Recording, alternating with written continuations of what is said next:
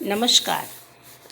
महात्मा गांधी के आर्थिक विचारों का आज हम अध्ययन करने जा रहे हैं कि महात्मा गांधी ने अपने आर्थिक विचारों के माध्यम से किस तरह से समाज के समक्ष विभिन्न पहलुओं को रखकर अपने विचारों को अभिव्यक्त किया। उद्योगीकरण का विरोध, कुटीर उद्योग धंधों का समर्थन, व्यक्तिगत संपत्ति और परन्यास की धारणा यानी ट्रस्टीशिप की धारणा, अपरिग्रह का सिद्धांत और वर्ग सहयोग की अवधारणा। महात्मा गांधी का सबसे पहला पहलू था उद्योगीकरण का विरोध। आर्थिक व्यवस्था के संबंध में अपनाए गए इसी नैतिक दृष्टिकोण के कारण महात्मा गांधी के द्वारा औद्योगिक क्रांति और उसके परिणाम स्वरूप उत्पन्न केंद्रीयकृत अर्थव्यवस्था का विरोध किया गया।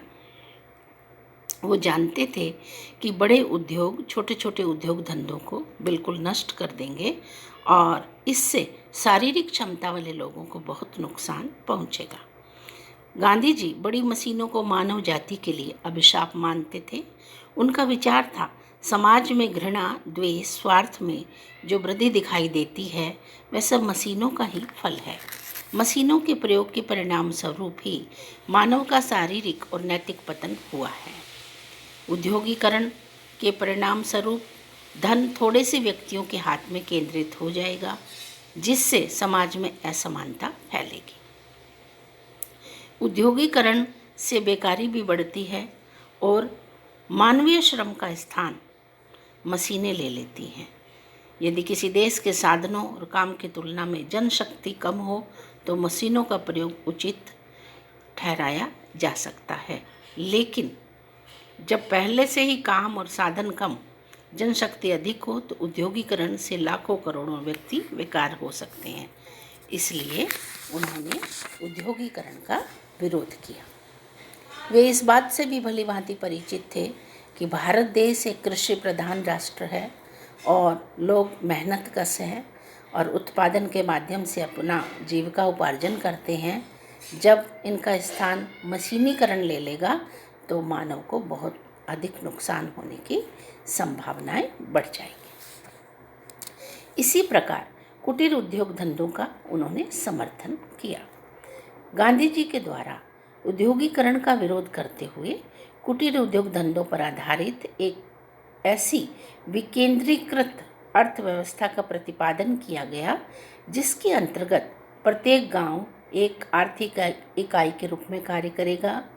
वे खादी को भारत की राजनीतिक और आर्थिक समस्याओं के हल में सहयोग प्रदान करेंगे। उनके द्वारा आर्थिक क्षेत्र में स्वदेशी के विचार का प्रतिपादन किया गया।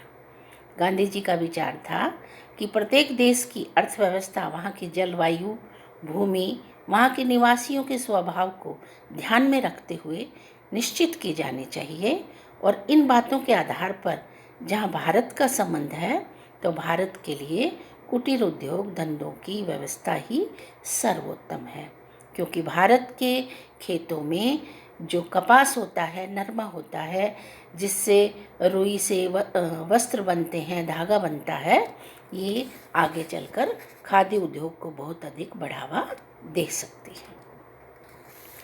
इसके साथ ही तीसरा पहलू था व्यक्तिगत संपत्ति और परन्यास की धारणा। महात्मा गांधी का ये समाज सेवी दृष्टिकोण था कि व्यक्तिगत रूप से प्रत्येक व्यक्ति के पास संपत्ति हो, लेकिन उस संपत्ति से उसकी आवश्यकताएं पूर्ति होने के बाद जो शेष बच जाता है वह उसे सार्वजनिक हितों के ऊपर लगा देना चाहिए, क्योंकि इससे आय की असमानता उत्पन्न नहीं होगी। और वो धनिकों के दृष्टिकोण में परिवर्तन के लिए महात्मा गांधी ने परन्यास सिद्धांत का प्रतिपादन किया था और वो चाहते थे कि, या उनका कहना था कि धनिकों को चाहिए वे अपने धन को अपना न समझकर समाज की धरोहर समझें और उनमें से अपने ऊपर जीवन निर्वाह मात्र के लिए खर्च करते हुए शेष धन समाज के हित के कार्यों में लगा दें, क्योंकि वो ऐसा मानते थे जो धनिक ऐसा न करेंगे उनके विरुद्ध भी शक्ति का प्रयोग न किया जाए, वरन अहिंसात्मक असहयोग सत्याग्रह द्वारा उनका हृदय परिवर्तन करके उसे सत्य के मार्ग पर लाने की चेष्टा की जाए। लेकिन यदि पूंजीपति प्रन्यासी के रूप में कार्य करने में नितांत असफल रहे तो शासन के द्वारा उनके उद्योगों को अपने हाथ में ले लिया जाना चाहिए। यानी अर्थ का नियोजन भी बहुत जरूरी है समाज में व्यवस्था बनाए रखने के लिए।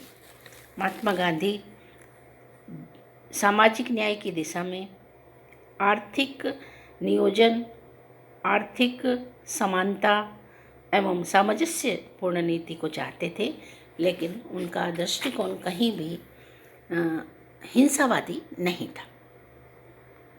अपरिग्रह का सिद्धांत आर्थिक अन्याय और असमानता को दूर करने के लिए गांधी जी का एक अन्य विचार यह है, जीवन में अपरिग्रह के सिद्धांत को अपनाया जाना चाहिए।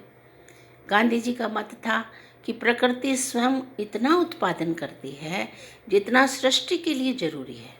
इसलिए वितरण का प्राकृतिक नियम यह है कि प्रत्येक केवल अपनी आवश्यकता भर के लिए प्राप्त करे, अनावश्यक संग्रह न करे, अर्थात उतना ही ग्रहण करे जितना उसको चाहिए।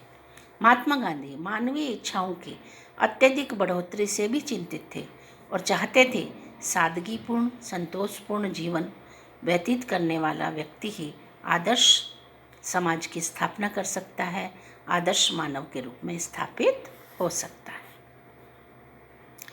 वर्ग सहयोग की धारणा आर्थिक क्षेत्र में महात्मा गांधी का एक अन्य विचार वर्ग सहयोग की धारणा है। गांधीवाद साम्यवादी दर्शन की वर्ग संघर्ष की धारणा में भरोसा नहीं करते।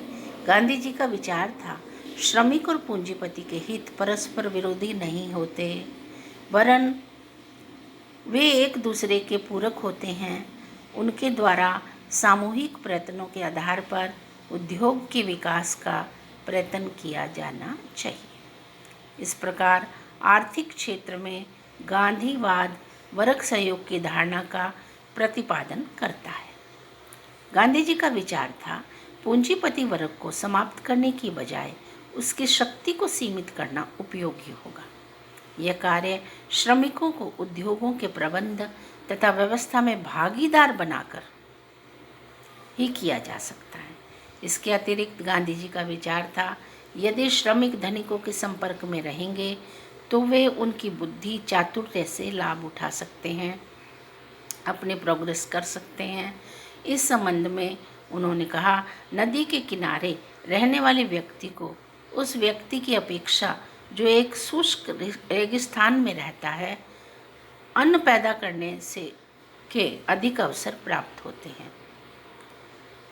महात्मा गांधी ने इन सब उपायों के माध्यम से अपने आर्थिक विचारों को अभिव्यक्त किया। औद्योगिकरण का विरोध, कुटीर उद्योग लघु उद्योगों को बढ़ावा, ट्रस्टीशिप का सिद्धांत, संयमित जीवन जीना, उतना ग्रहण करना जितना आवश्यकता है, वर्ग सहयोग की धारणा कि समाज वर्ग संघर्ष से नहीं चलता वरन वर्ग सहयोग से चलता है, प्रत्येक व्यक्ति दूसरे व्यक्ति पर निर्भर करता है और अनंत आवश्यकताओं की पूर्ति के लिए उसे सहयोगात्मक दृष्टिकोण, सकारात्मक दृष्टिकोण अपनाना चाहिए। संवैधानिक साधनों का प्रयोग करते हुए, हृदय परिवर्तन करते हुए अपने कार्य को करवाने की क्षमता रखनी चाहिए। नमस्कार। आज हमारा ये टॉपिक यहाँ समाप्त होता है।